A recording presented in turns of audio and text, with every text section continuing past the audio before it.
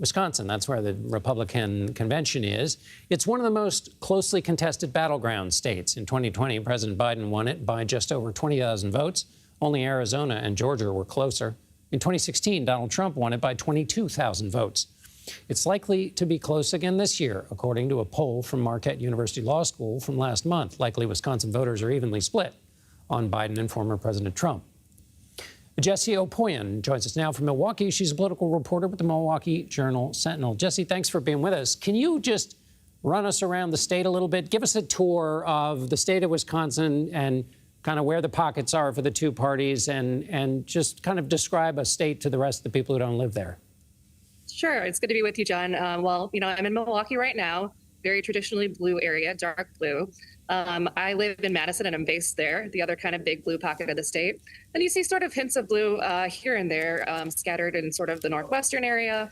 And then you've got kind of the areas that are up for grabs. Now, there used to be a really strong Republican stronghold in the suburbs around Milwaukee.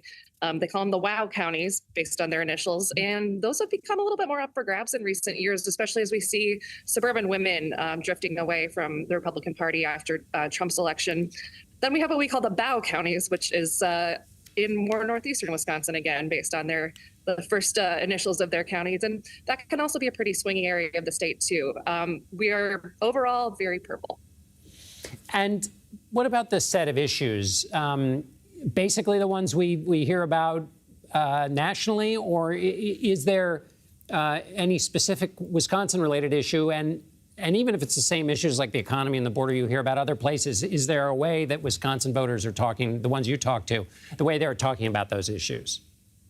Well, farming and manufacturing are really big industries here in Wisconsin. And obviously, both of those industries have seen some hits over the last nearly few decades. So any sort of legislation that benefits those industries can be very popular.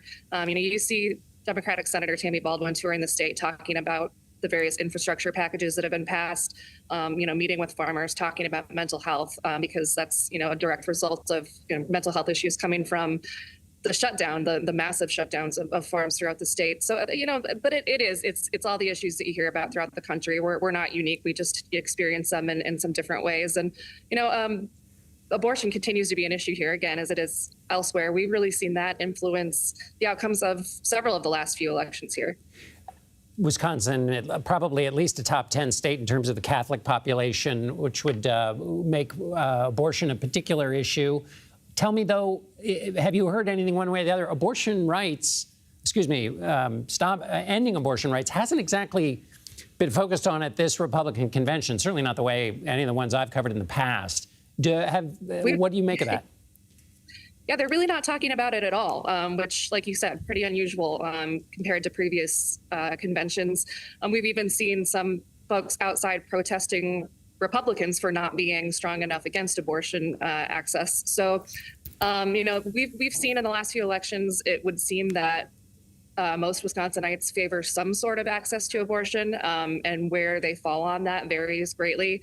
State legislators have tried to implement sort of in-between bans. They haven't gone anywhere, mostly because you've got people far on both ends of the spectrum, people who believe that it shouldn't be legal at all, and people who believe that it should be, not unlimited, but much more accessible than it is here currently. Jessie, finally, tell me about Milwaukee, crucial area for the incumbent president. Donald Trump said some things about crime in Milwaukee. What do things look like in Milwaukee? Well, they're looking great. It's great to have all these people here experiencing the city. In fact, I did see, though, the president has called some of the local leaders who are Democrats, who were really instrumental in bringing the convention here, and said he's having a great time here. He's really enjoying the city. So I guess he doesn't think it's horrible after all. I think everyone's excited to have the convention here, hoping that it'll bring some sort of economic boost and again, bring more tourism here and continue to put the state on the map. Jessie Opoien with the Milwaukee Journal Sentinel. Thanks a lot, Jessie. Thanks, John.